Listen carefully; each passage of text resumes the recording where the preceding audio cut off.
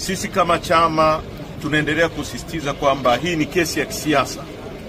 Kesi zote hizi ni kesi za kisiasa za watu ambao wameshindwa kufanya siasa, wanataka kutumia court processes, wanataka kutumia mahakama zetu kuumiza wapinzani wao.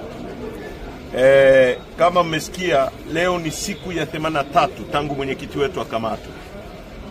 Polisi waliomkamata wamekamata wao wenyewe, wamefungua kesi wao wenyewe.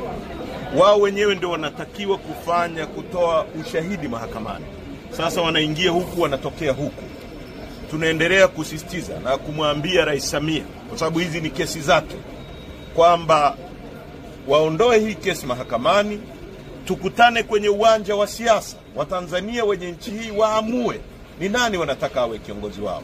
Kutumia nguvu ulizonazo kwa sasa, kwa sababu huko madarakani, kutumia vyombo vya ulinzi na usalama, kutumia mahakama zetu kuonea watu wanaopingana na wewe, hatutakubali. Na tumesema tena na tena, wanachadema hawatapiga magoti kwenye udhalimu, hatutasujudu kwa mtu yoyote.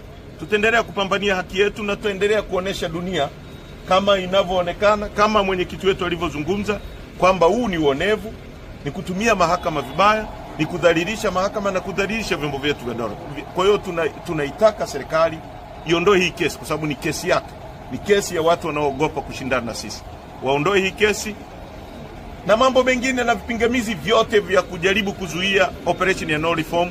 Waturuhusu tukutane uwanjani, mtu kwa mtu, mwananchi kwa mwananchi. Na wananchi endeleeni kutunga mkono, kwa sababu sisi tuko kwenye upande wa haki na upande wa ukweli, na ukweli utashinda. Asanteni sana.